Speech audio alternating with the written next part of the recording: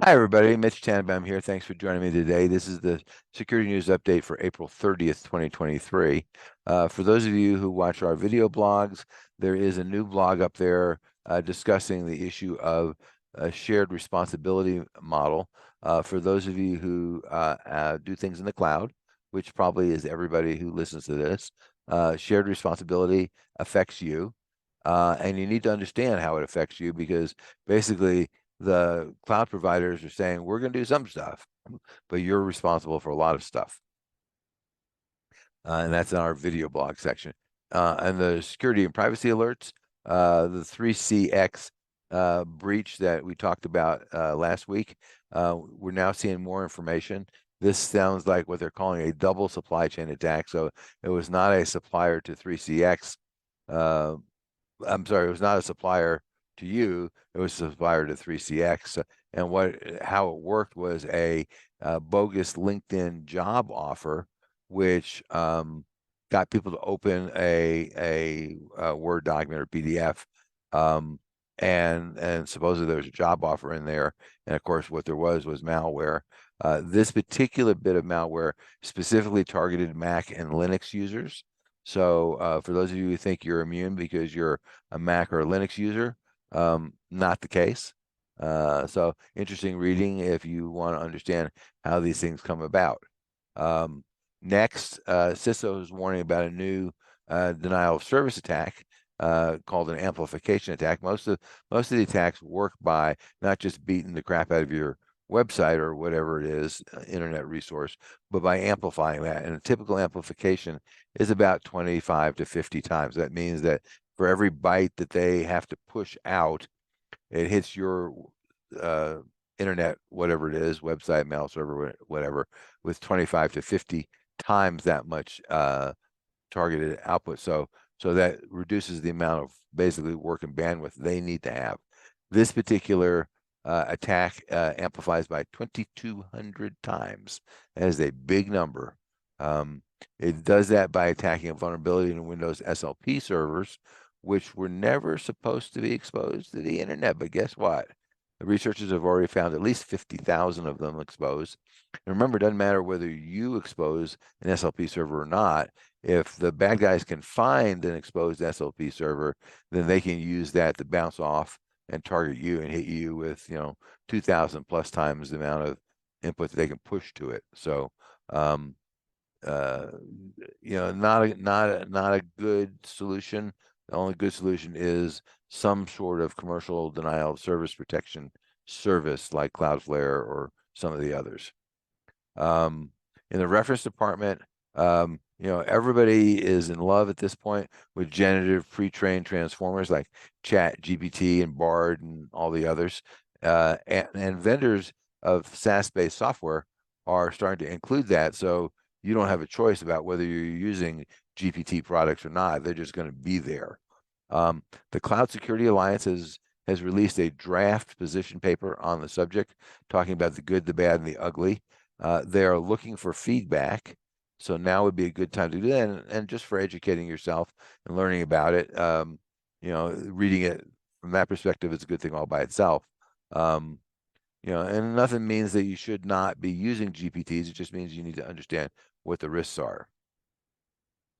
Next, in the software and hardware department, Google Authenticator finally, sigh, has upgraded Google Authenticator. Up until now, we've told people to stay away from it like the plague. And the reason is because if your phone dies, you have just lost access to any resources that Google Authenticator is protecting because there's no way to back it up. Google had a mechanism, if your phone was still working, to transfer the Google Authenticator data from one phone to another. But if your phone's lost, stolen, broken, whatever, there just was no way to do it. Now with version 6 of Google Authenticator, there's a way to back it up securely to the cloud and download it to a new phone, which is a great thing. It is turned off by default. You must turn it on, and they must be dribbling it out because my installation of Google Authenticator does not have that feature, or is still running version 5, it's not running version 6. So, and also Proton, the folks that started out by doing free open source encrypted and then encrypted email based in Switzerland and they now have a full suite of products, which we encourage people to check out. They now have a new product called Proton Pass. It is a fully open source password manager and designed to be publicly auditable, which is great. With something as important as a password manager, we do not recommend people jump on this, but we do recommend that people watch it. I anticipate that there will be a number of people who will attempt to hack it. It'll be interesting to see what they come up with. And I anticipate that Proton will quickly patch whatever is found.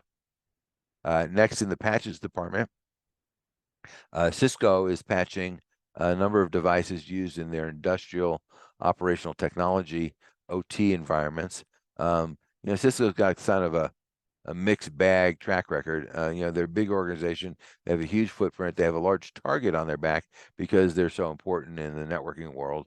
But they have had just problem after problem securing their stuff. So at this point, if you use any industrial Cisco devices like ASR 5000s, Broadworks, Modeling Labs, Industrial Network Director, patch. And it's a challenge, patching in the OT world. I acknowledge that from the beginning. You can't just shut off your plant and go patch things. It doesn't work that way. If you need help figuring that out, we can certainly work with you, but there is no magic silver bullet. And also in that same department, Microsoft is rewriting the Windows kernel in the Rust programming language. Rust is what's called a memory safe language. Microsoft admits, or research actually are saying, that almost 70% of the reported bugs since 2006 are related to memory vulnerabilities. So, if they can write this in a memory safe language, that would be great for the users. My big complaint about Windows is enough of the features make it more reliable, and they have been making it incrementally more reliable, but hopefully this will make it significantly more reliable. They say that we will see Windows booting some Rust code within the next several weeks to maybe months. So that's great. Keep up the good work and keep doing it because they have a lot of work to do. Next, in the legislative and legal department, the feds want a 15-month prison sentence for former Uber CISO Joe Sullivan for impeding the investigation. This is certainly the case where the cover-up maybe was worse than the crime. I still have a hard time believing that Sullivan just did this on his own, didn't tell anybody about it, but he's taken the fall for it for whatever reason. And we'll see what the judge decides, whether they agree with the feds. I'm hoping that they don't give him a 15-month sentence. I think that's too much, and I think there's some monkey business underneath the covers that we're not seeing. Next, there's a bill called the Cooper-Davis Act, which requires messaging services and social media to report users to the DEA. This is definitely a Big Brother-esque kind of thing. It would require the removal of end-to-end encryption or putting sneaky software on your device in order to be able to do this. I'm guessing the feds would like to kill off end-to-end encryption because they've been trying to do that for the last 20 years. And obviously once this is done, I assume that the next thing they'll say, well, why don't you report on anybody talking about guns, or why don't you report on anybody talking about free speech that we don't like, or why don't you whatever. Once you've opened that door and created the vehicle for that, then it's a very, very slippery slope. I have no clue what the prospects of this bill are, but it's nervous making for sure. And the same politicians that are usually in favor of small government now have proposed a government-run national database of all people under 18 using social media. And of course, their excuse is it's to protect the children. But protect them from what? I don't know if the cure is worse than the illness, but I think it is, right? I'm sure this database will be 100% secure. There will never be any breaches. Nobody in the government will ever abuse it or misuse it or leak the data in it or whatever. And there won't be any malware. There won't be any ransomware. It'll be perfect because There's always a first time for everything. Um, you know, and I do understand that there's a challenge in terms of trying to keep people safe, but the challenge is that it's hard to regulate speech in the United States because you have this pesky thing called the Constitution. And I don't think this is really going to solve the problem, but at least the politicians will be able to go home when it's time for people to reelect them and say, look how wonderful we are. We voted for this bill. In the education department, CISA has released the second version of their zero trust maturity model. This is actually targeted at the government because they're required to implement zero trust. But if you're not looking at zero trust, you should be looking at zero trust. Again, if you need help, contact us. But this is a good thing. In the breaches department, um, God, when will they ever learn? So the San Bernardino County Sheriff's Department is struggling to recover from a cyber attack. Now, what they said is now pay attention now. We had a network disruption and it involves malware, and we have to shut down most of our systems to contain it. So, all right, everybody, what does that smell like? Well, they're not saying, but speculation might be some kind of ransomware attack, maybe. What do you think? Is that possible? Um, Unfortunately, this is one of many, many law enforcement agencies that are being embarrassed by having to investigate themselves. Um, and this is going to continue to happen until government agencies start taking security much more seriously than they have been, and that means spending more money. Unfortunately, sorry, it does mean that, and forcing their users to change their habits. And I'm not counting any of that happening anytime soon. Also on the government side, but this time in the education sector, uh, the Minneapolis school district was hit by a ransomware attack. I assume that they did not pay the hackers, and the hackers have leaked an enormous cache of files, 200,000 of them, that appear to include allegations of teacher abuse and student psych reports. I can't imagine how that's going to turn out. Not well. Um, the school district, I'm sure, assuming that they're going to get sued from one end to the other over this, since this is not your normal, your password was compromised, your social security number was compromised, is refusing to make any comments. They are offering a free credit monitoring, which I'm sure will help when your psych eval goes public. And the hackers, just to make sure that nobody missed this, posted about it on Facebook and Twitter, and created a website where they uh, uh, posted videos, like 50 minutes worth of videos of screen grabs of the files that they compromised. At least 120 school districts have been hit by ransomware since 2021. Again, these guys don't have a lot of money. They don't have the skill set. They don't have the people. But the net effect is they're going to keep getting hacked until they deal with this. Um, in terms of productivity gains versus security risks and AI, again, the platforms are moving at light speed, and even they admit apparently that they don't understand all the risks, according to an interview of Google's CEO. Um, but we are seeing some security enhancements, which is good. They're slow, but this is for the most part due to the EU literally banning them, right? Italy banned them, Germany threatened to ban them. So they're doing stuff. But and of course, obviously in Europe, they can be fined millions or maybe billions of dollars depending on the size of the company. But my guess is that most of the features are going to be turned off, privacy features, excuse me, by default. So you're going to have to pay attention and figure out, whether you want the privacy features or not. In the U.S., data retention minimization they are really the elephant in the room.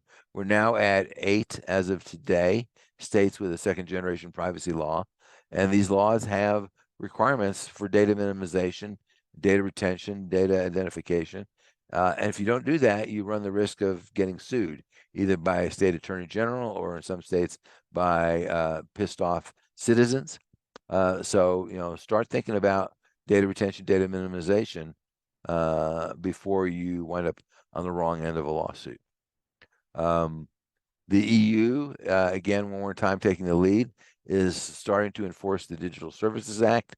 That is a law that goes after big tech in terms of what they can and can't do in terms of your data. But as the average Jane, you might get some fallout out of that. My guess is, again, it will be turned off by default, so you'll have to pay attention. But definitely worth paying attention to. And finally, in the news bites for the week, a couple of annoyed Redditors launched a website to anonymously rate their landlord and what could possibly go wrong there.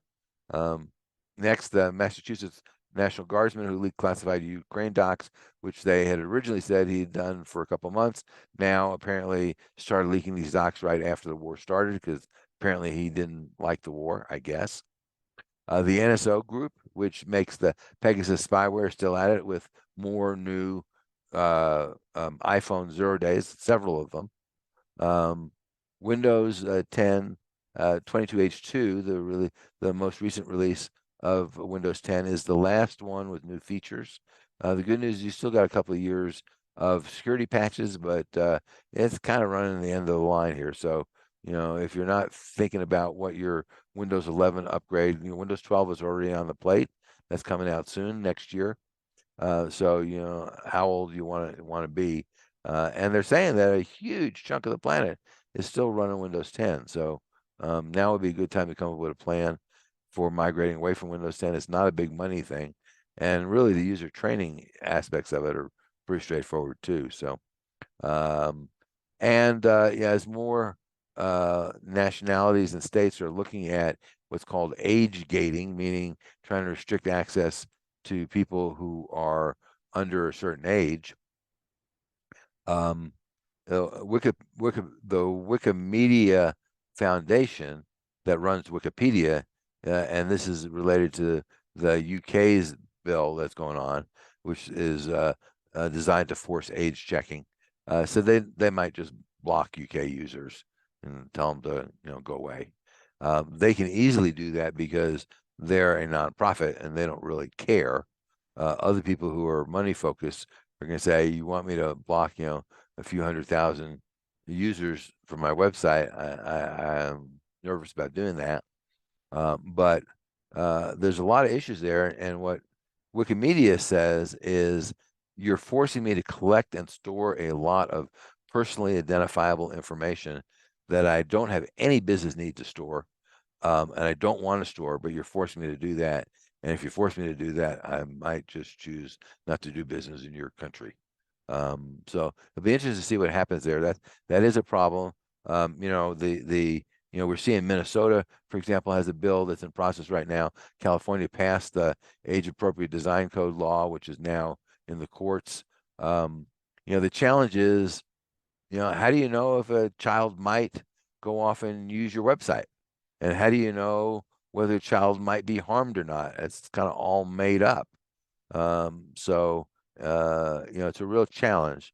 So if you run a public-facing website, this is stuff you need to be paying attention to. And again, if you need help with that, please reach out to us. Until next time, thanks for listening and stay safe.